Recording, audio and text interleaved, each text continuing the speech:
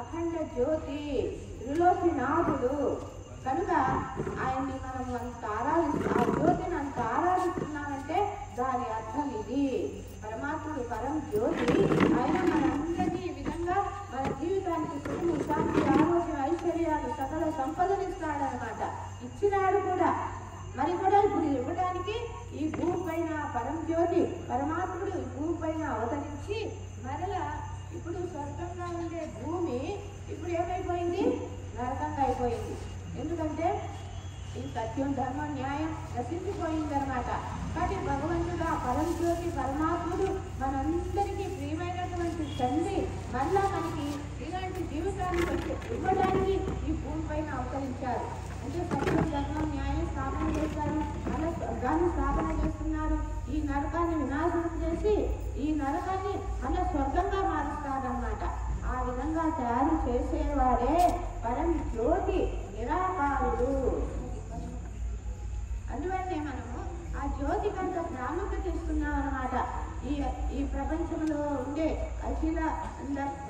అఖిల కోటి మానవులందరికీ మరి జంతువులకు కానీ పక్షులకు కానీ సుఖము శాంతిని ఇచ్చేవాడు రక్షకుడు, జగద్రక్షకుడు, విశ్వరక్షకుడు పరమాత్ముడు.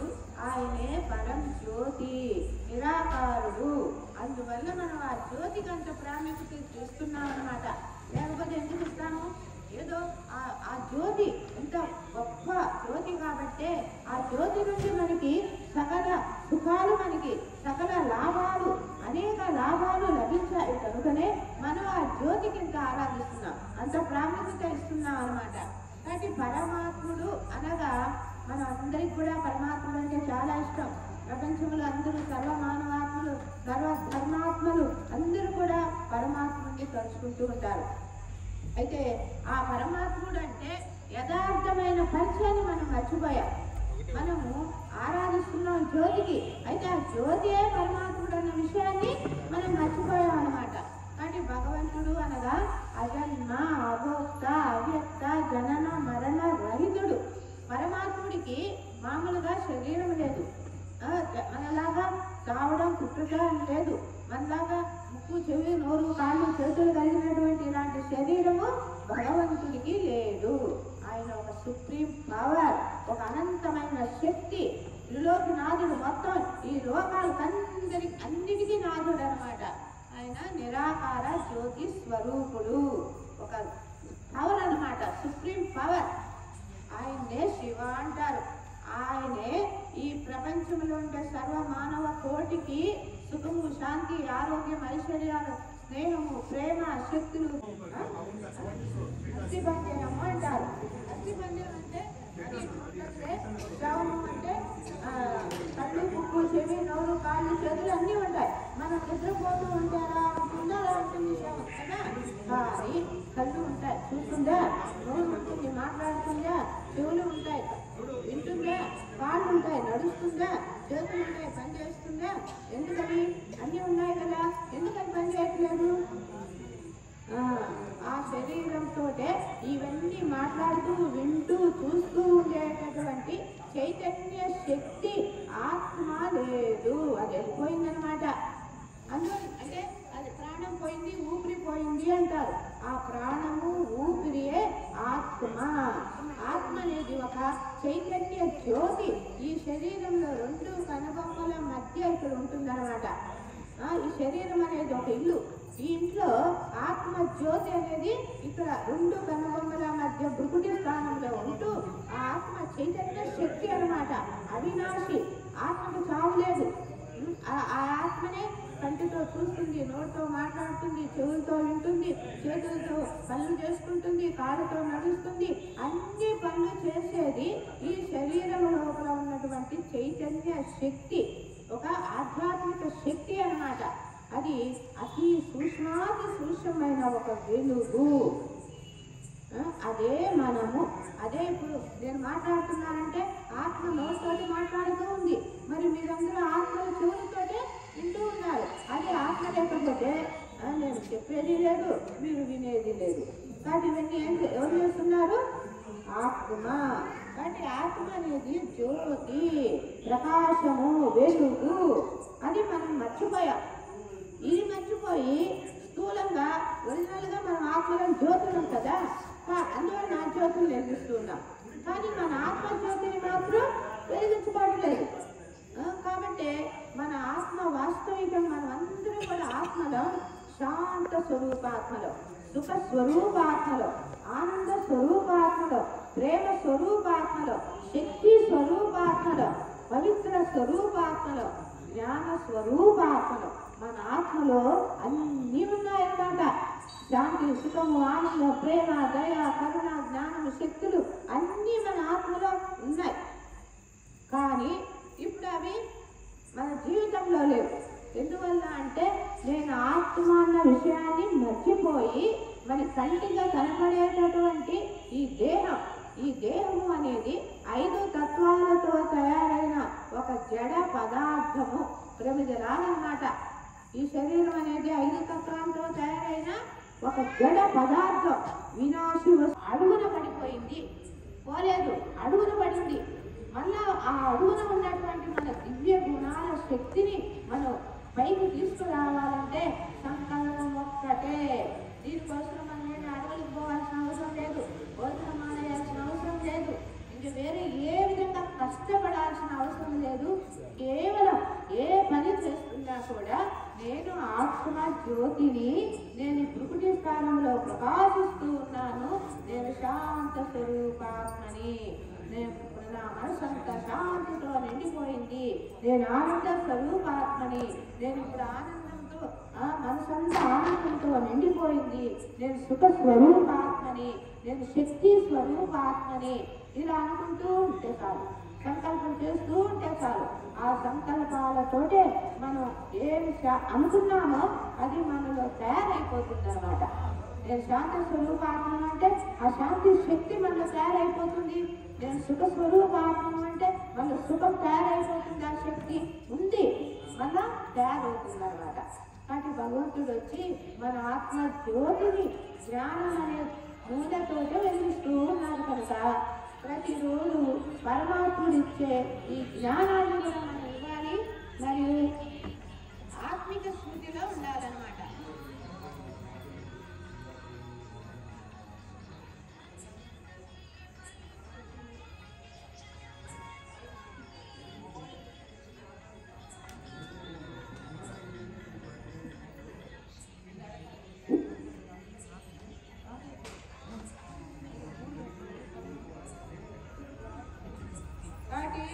పరమాత్మ ఏం చెప్తున్నారంటే మీరు ఆత్మలు జ్యోతులు, ఆ జ్యోతిని కూడా వెలిగించండి. దానితో పాటు మన ఆత్మ జ్యోతిని కూడా వెలిగించుకుంటే మన జీవితంలో ప్రకాశము, శక్తి, శాంతి, సుఖము జన్మాంతరాలకి మనకి ప్రాప్తి అవుతుంది అన్నమాట. అందుకే నిద్ర వేసిన వెంటనే మామూలుగా ఏమని చెప్తారు, నిద్ర వేసిన వెంటనే బొట్టు పెట్టుకోవాలి అంటారు కదా, మంచిది అంటారు. అయితే ఏం బొట్టు పెట్టుకోవాలి? స్థూలంగా ఈ బొట్టు పెట్టుకుంటూ నేను ఆత్మ జ్యోతిని ఈ 2 కనుబొమ్మల మధ్యలో ఉన్నాను, నేను శాంతి స్వరూపాత్మని, ఈరోజంతా నేను శాంతిగా ఉంటాను, నేను ఆనంద స్వరూపాత్మని, ఈరోజంతా ఆనందంగా ఉంటాను, నేను సుఖ స్వరూపాత్మని, ఈరోజంతా సుఖంగా ఉంటాను, నేను శక్తి స్వరూపాత్మని. మంచిగానే కొంతవరకు మంచిగా ఉన్నాయి. కానీ కలియుగం వచ్చేసరికి ధర్మము అనేది 4 స్టార్టింగ్ లో ఒక ధర్మం ఉండింది కలియుగం స్టార్టింగ్ లో. ఇప్పుడు లాస్ట్ వచ్చేసరికి ఆ పాదం ధర్మం కూడా తగ్గిపోయింది. ఇప్పుడు 4 భాగాల పైన అధర్మం, అన్యాయం, మోసాలు, అత్యాచారాలు, మానవంగాలు, దొంగలు, దోపిడీలు ఇవన్నీ నడుస్తున్నాయన్నమాట. ఇక్కడ దేవతల రాజ్యం, ఇక్కడ క్షత్రియుల రాజ్యం.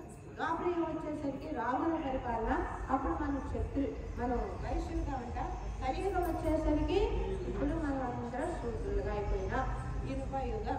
ఇప్పుడు మళ్ళా కలియుగం మళ్ళా ఏ యుగంగా రావాలి? రాత్రి అయిన తర్వాత మళ్ళీ వస్తుందా లేదా? ఆదివారం అయిన తర్వాత మళ్ళీ సోమవారం స్టార్ట్ అవుతుందా లేదా? అదేవిధంగా కలియుగం తర్వాత మరి ఏ యుగం రావాలి? సత్యయుగం రావాలి కదా. మరి సత్యయుగం రావాలంటే సత్యయుగాన్ని ఎవరు తీసుకొని వస్తారు? ఇప్పుడు రాత్రి పగలు కావాలన్నారు. మరి ఈ 2 యుగాల్లో మన దేవతలుగానే పూజనీయులుగా ఉంటాం. అప్పుడు మనకు భగవంతుడు అవసరం లేదు. భగవంతుడే మనకి కాస్ట్ ఇచ్చి పంపించాడు.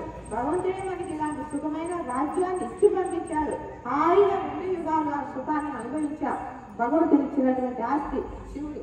మరి ద్వాపరయుగం వచ్చేసరికి మనమంతా ఆత్మలో కొద్దిగా దేహాభిమానములకి వచ్చేసామన్నమాట. అప్పుడు ఆత్మాభిమానులు ఉండేవాళ్ళు దేవతలు, ఆత్మజ్యోతి స్థితిలో ఉండేవాళ్ళు, ఆత్మజ్యోతి వెలుగుతూ ఉండేవాళ్ళు దేవతలు. ఎప్పుడైతే ఆత్మ అని మర్చిపోయి దేహాభిమానులు వస్తారో మానవులుగా అయిపోతారనమాట. కాబట్టి దేవతలుగా ఉండే మనమే ద్వాపరయుగం వచ్చి ఏమైపోయాము? మానవులుగా అయిపోయాం దేహ అభిమానం వల్ల. అక్కడి నుంచి భగవంతుడు మనకు గుర్తుకొచ్చాడు. ఎందుకంటే మనం ఆత్మలో కొద్దిగా పాపాత్ములుగా కూడా స్టార్ట్ అయినాం. కాబట్టి ఇప్పుడు పాపాత్ములు అవ్వడం మొదలు పెట్టాము. అప్పుడు భగవంతుడు గుర్తుకొచ్చాడు. మొట్టమొదట శివుణ్ణే పూజించాము. తర్వాత రాను రాను దేవతలను పూజిస్తూ వచ్చాం. అయితే ఎంత పూజించాము కానీ ఇంకా రోజు రోజుకి మనలో దేహాభిమానం పెరిగిపోతూ వచ్చింది. ఆత్మ అనే స్మృతి పూర్తిగా తగ్గిపోతూ వచ్చింది అనమాట. ఈ దేహాభిమానం పెరగడం వల్ల మనలో ఈ క్రోధం, లోభం, అహంకారం, ఈర్ష్య, ద్వేషాలు ఇంకా పెరిగిపోతూ వచ్చాయి. కాబట్టి మన పాపాలు చేయడం కూడా అధికమయ్యి వాటి ఫలితం మన చింతలు, రోగాలు, బాధలు అన్నీ అనిపిస్తూ మరి కలియుగానికి వచ్చేసాం. కాబట్టి ఇప్పుడు పరమాత్ముడు వచ్చి మళ్ళా మన ఆత్మ జ్ఞానం, ఈ ఆత్మ జ్ఞానం ఇచ్చి ఆత్మ జ్యోతిని అమరుగా తయారు చేసి మళ్ళీ మనల్ని దేవతలుగా తయారు చేస్తూ ఉన్నాడు అనమాట. కాబట్టి ఈ విధంగా ఈ సృష్టి అనేది 4 యుగాలతోటే ఈ విధంగా మనం దేవతలుగా ఉండేట్లవుతా.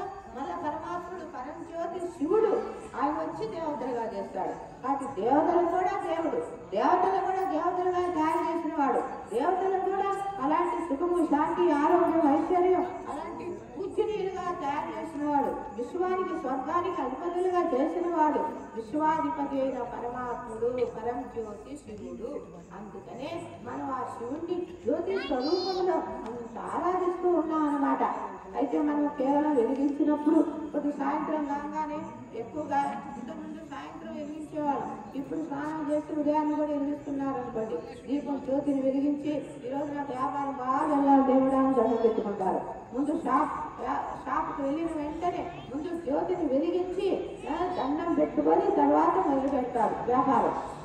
దేవుడా ఈరోజు నాకు వ్యాపారం బాగా జరగాలి, జరిగిన దాంట్లో నీకు పంపిస్తాను అని ఆ జ్యోతికే దండం పెట్టుకుంటారు కదా. మరి సాయంత్రం ఇంట్లో అందరూ కూడా మాటలు జ్యోతిని వెలిగించుకొని ఆ జ్యోతికి దండం పెట్టుకుంటాం. ఏమని?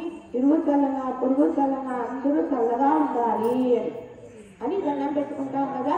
కాబట్టి మంచిదే జరుగుతున్నాయి, చేసిన పాపాలన్నీ కలిగిపోతున్నాయి, సంతోషంగా తీసుకోండి.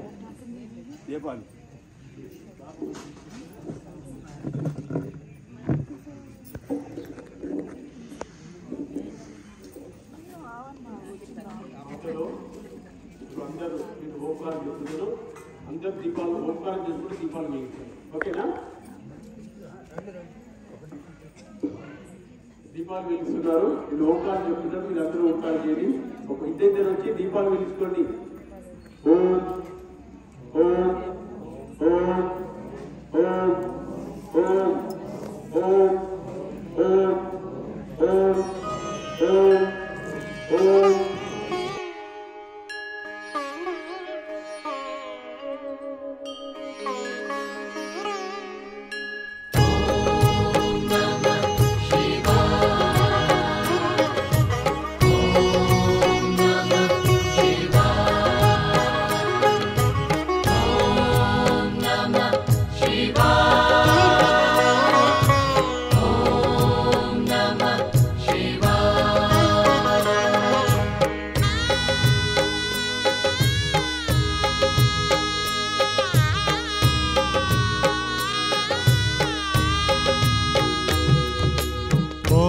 मंगलम ओंकार मंगलम, ओम मंगलम ओंकार मंगलम, ओम मंगलम ओंकार मंगलम, ओम मंगलम ओंकार मंगलम, शिव मंगलम सोमवार मंगलम, शिव मंगलम सोमवार मंगलम, सोमवार मंगलम, ओम मंगलम मंगलम ओंकार मंगलम ॐ मङ्गलम् ओङ्कार मङ्गलम् ओम मंगलम ओंकार मंगलम ॐ मङ्गलम् ओङ्कार मङ्गलम् शिव मंगलम सोमवार मंगलम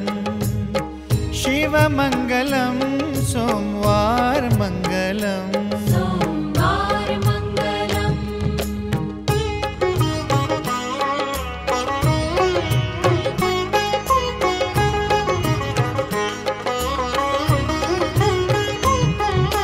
रूप मंगलम शिव श्रृंगार मंगलम रूपमङ्गलं शिवशृङ्गार मङ्गलम् भस्मांगधारी का परिवार मंगलम भस्माङ्गधारी का परिवार मङ्गलम् रूप मंगलम शिव श्रृंगार मंगलम रूपमङ्गलं शिवशृङ्गार मङ्गलम् भस्मांगधारी का परिवार मंगलम भस्माङ्गधारी का परिवार मङ्गलम् ओम मंगलम ओंकार मंगलम ॐ मङ्गलम् ओङ्कार मङ्गलम् ओम मंगलम ओंकार मंगलम ॐ मङ्गलम् ओङ्कार मङ्गलम् शिव मंगलम सोमवार मंगलम शिव मंगलम सोमवार मंगलम सोमवार मङ्गलम्